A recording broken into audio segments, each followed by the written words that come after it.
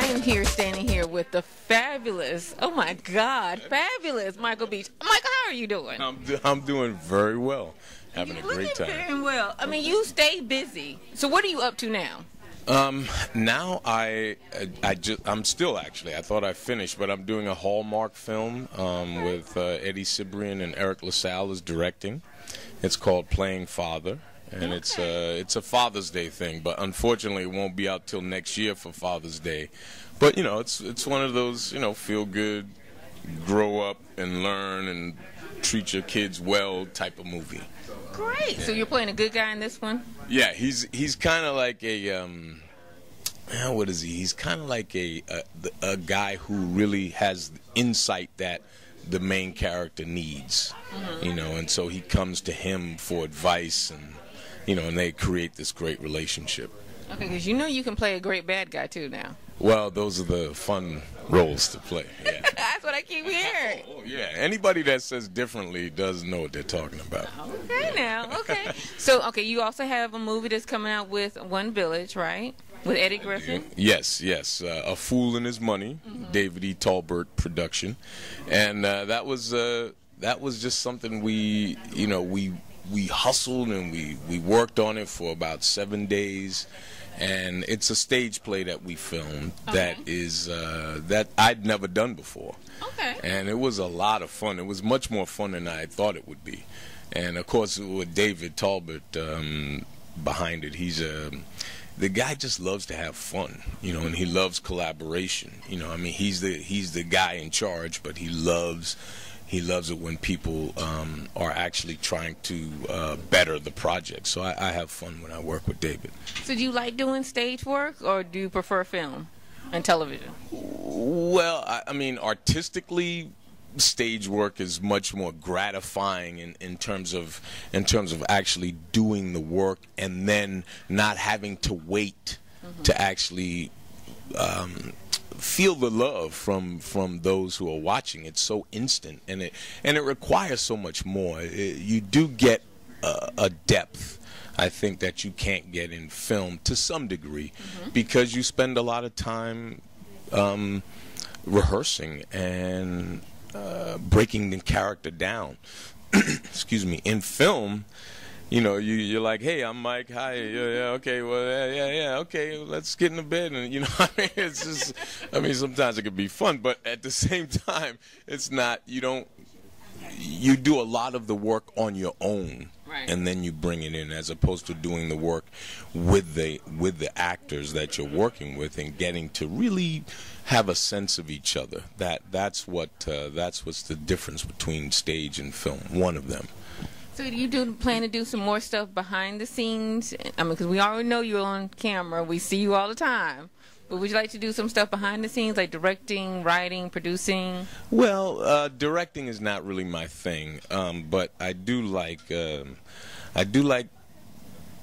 producing, in a sense, in terms of getting stuff off its feet.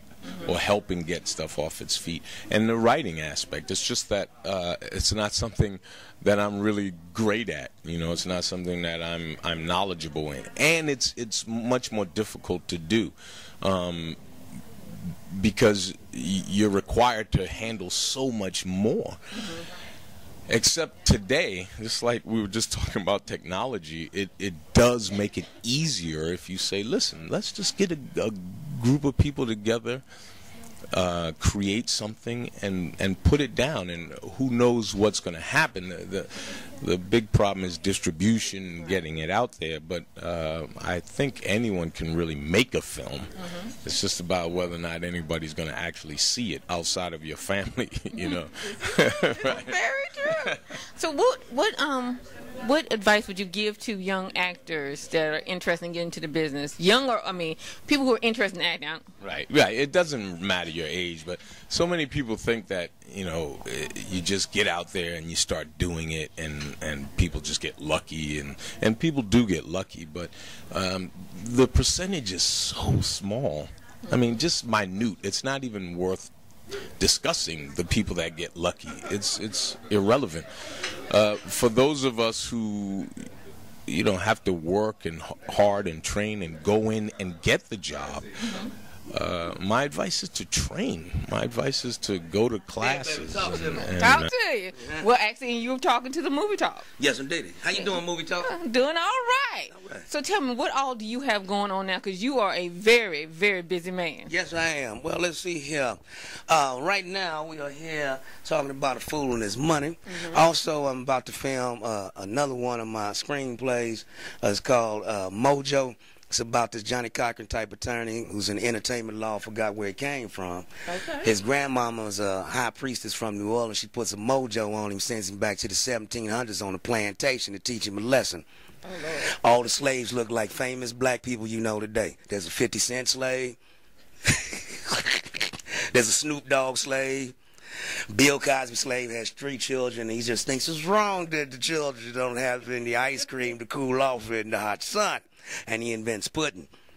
But it ends up being a lesson. Okay. Because he runs into George Washington Carver, but he's like 6 years old eating a bag of peanuts, and he walks up to him, just remember peanut butter.